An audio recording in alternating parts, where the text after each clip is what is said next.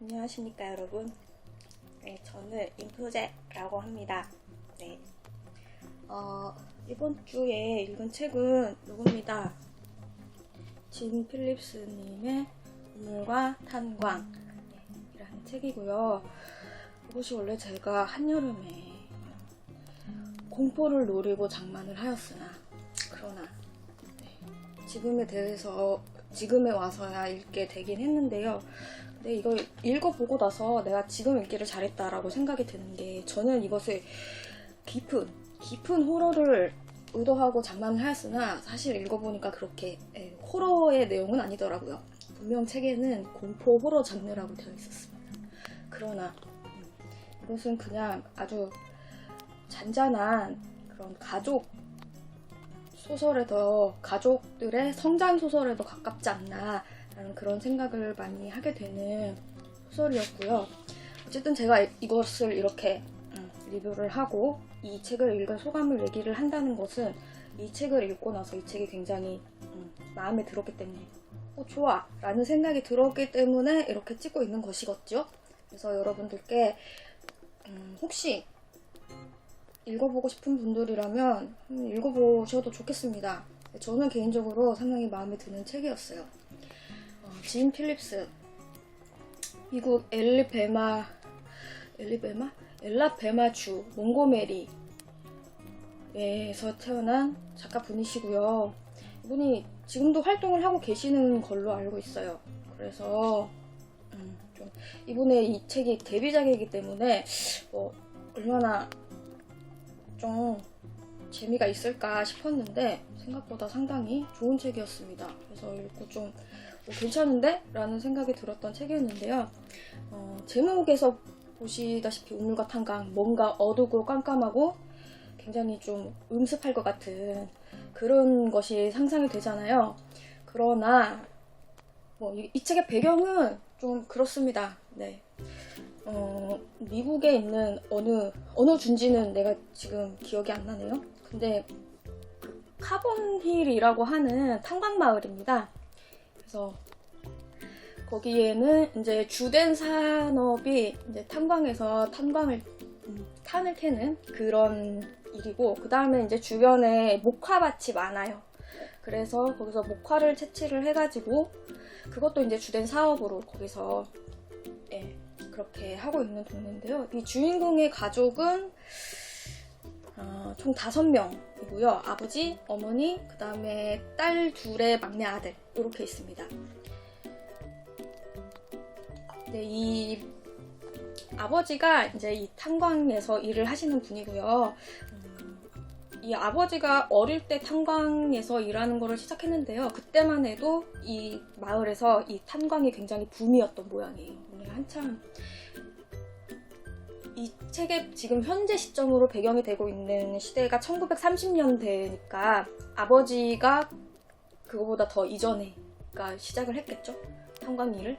그때는 한참 붐이었던 모양인데, 지금은 이제 탄광이 이제 사람들이 이제 석탄을 많이 쓰지 않고 있는 그런 상태에서 이제 탄광이 점차 시들어가는 그런 시점이고, 그래서 막 그 탄광 인부들이 막 파업을 하고 그리고 막 잘리네 마네 그러고 있는, 아무튼 그래서 이 탄광 마을에서 이제 예전에 탄 캐는 일을 하다가 이제 탄광 산업이 시들해지면서 잘려서 이제 다른 일자리를 구해야 되는데, 그 마을에 다른 일자리가 어디 있습니까? 계속 탄광으로 먹고 살았는데, 아니면 목화나, 그러니까 그런 일자리가 없는 그 예전의 탄광 인부들이 마을의 3분의 2를 차지한다고 합니다. 그러니까 실업자들이 엄청나게 많은 그런 마을인 거죠.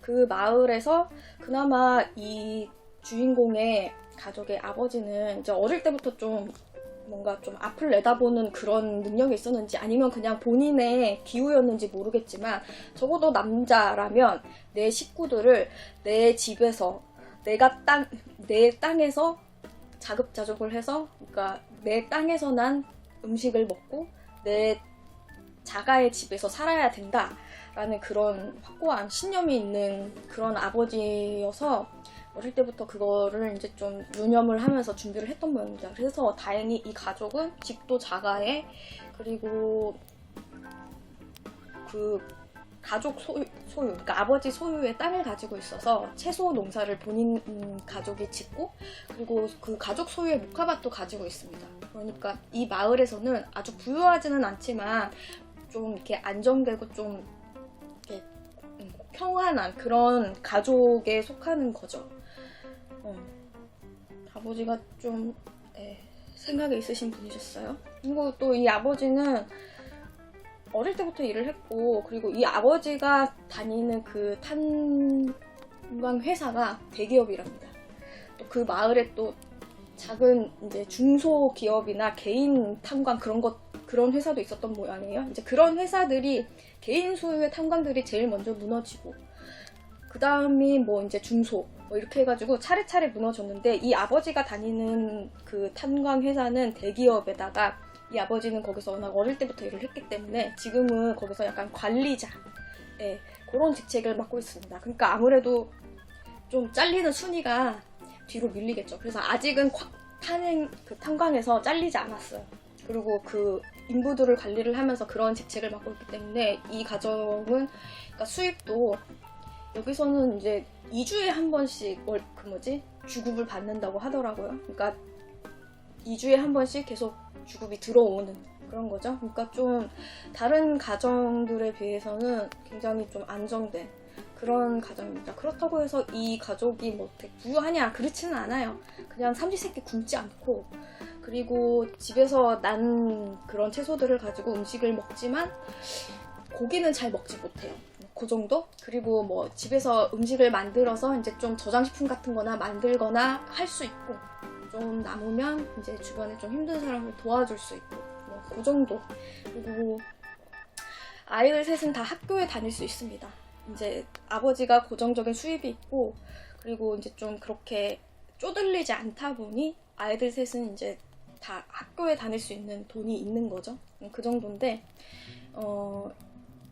이 마을, 이 가족이 이제 관리하고 있는 그 목화밭에서 일을 하고 있는 인부 가족이 있습니다. 근데 그 가족들은 이제 고용이 되어서, 그러니까 이 주인공 가족의 고용이 되어서 그 목화밭에서 이제 작게 오두막 같은 거를 짓고 거기서 이제 생활을 하는데, 그 집은 정말 가난해서 이제 그 아버지가 목화밭을 관리하고 그 목화밭에서 이제 뭐 이렇게 노동을 하고 해가지고 이제 이 주인공 아버지한테 돈을 받으면 그 돈으로 이제 생활을 하는 건데, 여기에 식구들이 할머니가 2명, 아니다, 할머니가 1명 있었는데 돌아가셨구나. 이제 엄마 아빠의 자식이 2이 있고, 거기다가 이모도 지금 같이 살고 있고, 그 전에는 이제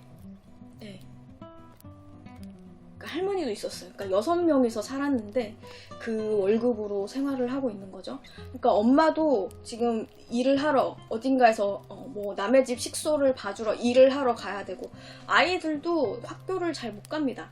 그래서 막내가 아들인데, 이 아들은 목화밭에서 뭐 목화를 따거나 뭐 이런 식으로 해가지고 아버지를 도와서 그 어린 나이인데도 일을 해야 되고, 딸은 엄마가 일을 하러 가야 되니까 집에서 살림을 살아야 되고, 그래서 이 둘은 학교도 못 가고 뭐 그런 상황이니까, 그러니까 대부분의 그 3분의 2에 해당하는 그 가족들이 대부분 이제 이런 되게 어렵고 힘든 그런 생활을 하고 있는 그런 마을이고요. 1930년대. 그리고 뭐 이 마을 탄광에서 일하고 있는 흑인 노동자들의 구역이 따로 있습니다. 그쪽은 뭐 완전 처참합니다. 그러니까 여기가 1930년대 미국이니까 아무래도 흑인이 지금만큼은 대접을 받지 못하는 그런 환경이었겠죠. 그래서 뭐 이 주인공 아버지가 그 그러니까 자기가 출근하는 길에 같은 길이어서 그 흑인 노동자 1명을 태워줬어요, 차에. 그런데 그날 하루 종일 이제 그 일하는 일터에서 눈치를 봤습니다. 너 오다가 그 누구 태워줬다며? 이런 식으로. 그러니까 그냥 길이 같아서 한번 태워준 것 뿐인데 그걸 가지고 사람들의 눈총을 받을 정도로 그 정도로 이제 흑인들이 그 마을에서 이제 좀 어느 정도 차별을 받고 있는 그런 환경이고, 그리고 그런 흑인들이 살고 있는 그 지역인이, 그 거주 지역인이 얼마나 처참하겠어요. 그냥, 네. 거기는 이제 뭐 이 백인들은 가지도 않습니다. 아예 분리가 되어 있고, 뭐 지나가다가 뭐 한번 이렇게 어디 좀 뭐가 필요해서 뭐 저쪽을 뭐 이렇게 수상하게 걸어갔다는 이유? 그 정도로 막 이제 체포가 돼서 뭐 그 뭐지, 구치장 같은 거에 이렇게 감옥 안에 들어가게 되는 뭐 그 정도로 이제 흑인들이 이제 좀 많이 좀 차별을 받고 있는데, 그들은 또 그들 나름대로 그것이 익숙해서 뭐 그게 당연하지 그러고 받아들이고 있는 그런 환경이고. 네, 아무튼 요 1930년대 카보닐이라는 환경이 어떤 미국의 그 탄광 마을의 그런 환경들을 볼 수가 있고요. 주변에 또 그 소득 수준의 차이에 따라서 정말 엄청 부자도 있고, 또 이 집안, 이 주인공 가족처럼 적당한 그런 가족도 있고, 또 어떤 가족은 정말 너무 찢어지게 가난해서 돈 때문에 5번이나 결혼을 한 그런 부인도 있고, 뭐 아무튼 되게 이렇게 편차가 많이 나는 그런 가족들이 막 모여 사는 그런 곳인데, 이 주인공 가족의 집에 이제 우물을 하나 가지고 있습니다. 그 우물에 어느 날 어떤 여자가, 이 집 소유의 우물인데요, 그 어떤 알 수 없는 여자가 그 우물에 자기 아이를 버립니다. 그거를 이 가족이 전부 목격을 하는 게 아니라 이 가족의 둘째 딸인 테스라는 아이가 목격을 하게 돼요. 근데 이 가족들은 워낙 설마 사람이 그런 일을 하겠나 라는 생각을 해서 아무도 믿어주지 않습니다. 그러다가 이제 그게 진실로 밝혀지고, 도대체 그 우물에 누가 그 아이를 버렸는가, 누군가, 그리고 그 연유는 무엇인가에 대해서 이제 사람들이 수근수근 거리다가, 어쨌든 마을이 워낙 좀 먹고 살기가 힘든 그런 환경이기 때문에 점점 잊어버리게 되는데요. 근데 이 책에 나오는 가족의 그 첫째 딸과 버지라는 14살짜리 소녀입니다. 아마 이 책 표지에 있는 이 여자의 뒤태에 해당하는 그런 소녀일 것으로 상상을 해봤습니다. 저는 그렇게 상상이 되더라고요. 버지라는 소녀와 그 동생 테스라는 이제 어린이입니다. 얘는 우리나라로 치면 초등학생 정도 되는 나이인데, 둘이서 그게 계속 궁금한 거예요. 특히 이 버지라는 소녀는 이제 막 사춘기에 접어들어서 이제 막 그런 가치관들이 굉장히 혼란스러운 그런 상태에서, 도대체 이 여자가 아이를 버린 이유가 뭘까? 누구냐기보다는 가난 때문일까?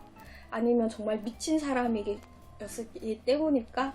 뭐 아무튼 그런 가치관에 그 당시 또래에서 할 수 있는 그런 생각들을 되게 좀 깊게 하면서, 그러면서 이제 이 여동생과 같이 이제 그 범인은 누굴까 찾아보는 그런 이야기인데요.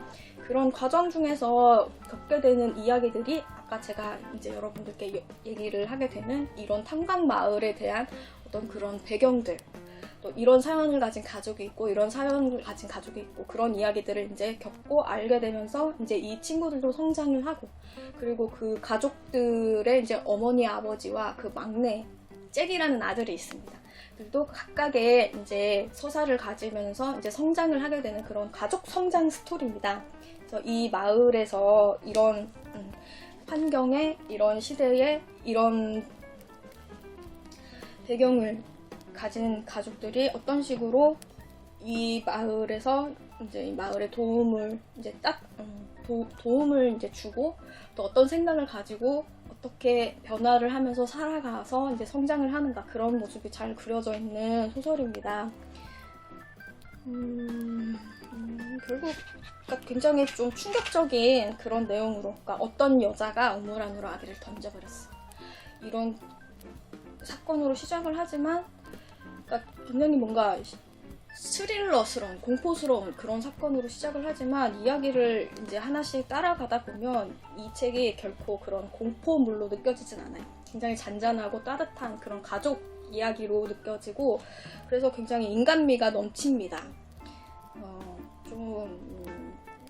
혹시 이 책이 공포소설이라서 읽기가 좀 꺼려 한다 그런 분들은 전혀 걱정 없이 이 책을 읽어도 굉장히 좋은 느낌을 받으실 수 있을 것 같고, 저처럼 여전히 딥한 호러를 막 생각했는데, 그래서 이 책을 선택하시는 분들한테는 좀 비추.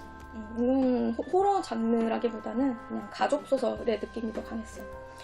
하지만 따뜻한 느낌이 드는 굉장히 좋은 그런 책이었고요. 이게 데뷔작이라고 하니 이 작가에 대한 생각이 이 작가에 대한 호기심이 좀 높아지기도 하고요. 이 작가가 쓴 뭐 밤의 동물원, 이거는 표지부터 완전히 좀 진짜 호러스러운 그런 느낌이 듭니다. 여기에 이렇게 표지가 살짝 있거든요. 이걸 한번 읽어볼까 생각이 들기도 하는데 또 언제 읽게 될지 모르겠습니다. 일단 지금은 장만을 하지 않았는데 모르겠고요. 그리고 각각의 캐릭터가 굉장히 확실합니다. 그러니까 어느 정도냐면 이 아버지는 MBTI로 치면 이 캐릭터겠군, 어머니는 이 캐릭터겠군, 뭐 이런 식으로 딱딱 이렇게 캐릭터가 완전히 좀 명확해서 그런 거를 이제 좀 그 캐릭터마다 하나씩 그 성격을 보는 재미도 있고, 저는 기억이 나는데 기억에 가장 많이 남는 캐릭터가 의외로 그 엄마 캐릭터 네, 리타라고 하는 이름인데, 그 엄마가 이 가정을 관리를 하는 모습이 참 저랑 너무 저의 롤모델 이상형입니다. 그래서 나도 참 이렇게 체계적으로 가정을 관리를 하면 좋겠는데, 그리고 또 참 엄마가 좀 담백한 성격이에요. 개인적으로는 ISTJ가 아닐까라고 생각이 드는데, 그러니까 뭔가 이런 복잡하고 어려운 사건이 있을 때 엄마는 되게 명쾌하더라고요. 그런 복잡한 일에 신경을 쓰지 않고 본인 일을 그냥 딱 합니다. 그리고 막 아버지나 막 그 딸이, 그러니까 아버지하고 딸은 저는 애인 성향인 게 막 좀 뭐 이렇지 않을까 저렇지 않을까 막 생각도 많이 하고, 특히 이제 둘째 딸 테스 이런 경우에는 막 악몽을 꾸더라고요. 본인이 그거를 목격을 했으니 이제 밤에 계속 이렇게 악몽을 꾸면서 막 이런 꿈 저런 꿈 막 그런 꿈 꾸는데, 엄마는 그런 거에 대해서 그냥 그런 거 생각하지 말고 일단 우리 먹고 사는 거나 생각하자. 그러고서 막 심란하면 오히려 더 일을 만들어서 하고 보니 막 더 열심히 청소하고 막 더 저 안에 넣어놨던 뭐 접시까지도 막 다 꺼내가지고 더 열심히 막 닦고 막 그런 성격이더라고요. 그냥 좀 명쾌해요. 근데 저는 이 아버지나 다른 딸내미들처럼 이렇게 좀 생각이 많은데 좀 뭔가 일이 생기면 막 앞서가지고 막 일부러 부정적인 생각하고 막 그런 성격이라서 이 엄마처럼 이렇게 좀 담백했으면 좋겠다. 그런 생각을 하게 되는 그런 캐릭터였고, 그 다음에 내 두 번째 딸 테스라는 캐릭터도 이제 아이니까 더 그럴 수도 있는데 굉장히 좀 사랑스럽고, 그리고 좀 편견이 없고, 그리고 그 주변에 좀 뭐랄까 뭐 좀 가난한 친구들 있죠. 그런 친구들이랑도 잘 어울려서 친구처럼 지내고, 그리고 되게 사랑스러운 그런 캐릭터였어요. 아이니까. 그리고 좀 되게 깨방정스럽다고 해야 되나. 네. 아이다운 그런 캐릭터였고, 그리고 막내인 잭도 되게 애가 좀 천방지축이고 테스랑 죽이 잘 맞아가지고 막 여기저기 막 이렇게 좀 개구쟁이고 그런 캐릭터라서 그런 아이들을 보는 그런 재미도 있었습니다. 제가 아이가 없다 보니까 이런 아이들 같은 아이를 보면 되게 귀엽고 이쁘더라고요. 그런 재미도 있었고, 되게 좀 여러 가지로 생각도 많이 해볼 수 있고, 그리고 여러 가지 캐릭터들의 재미도 느낄 수 있고, 그리고 물론 이 스릴러 장르이다 보니 그 우물 안으로 아기를 던진 여자가 누구냐 라는 거에 대한 의문점도 있었지만 그것은 이 책의 이제 주된 그런 스토리의 그냥 이렇게 주변 배경 같은 그런 거기 때문에 한 중간점 정도 읽게 되면 저는 그랬습니다. 누군지 대충 짐작이 가더라고요. 그리고 결국 그게 맞더라고요. 그러니까 그런 건데요. 결국 왜 그런 일을 저지르게 됐는지에 대한 이 마을의 이야기가 이 책의 중된 스토리이기 때문에 그 범인이 누구냐 이거보다는 저는 이제 좀 이 마을의 이야기와 가족의 이야기에 더 중점을 포커스가 맞춰져서 읽혀지는 그런 책이었습니다. 재미있었고요. 저와 같은 INFJ 분들도 읽어보면 어떨까 강추하는 책입니다. 재미있게 읽을 수 있을 것 같아요. 기분 좋게. 그래서 여러분들께 추천을 합니다. 영상 봐주셔서 감사하고요. 저는 또 다음에 재밌는 책 읽으면 여러분들께 자랑을 하도록 하겠습니다. 영상 봐주셔서 감사합니다.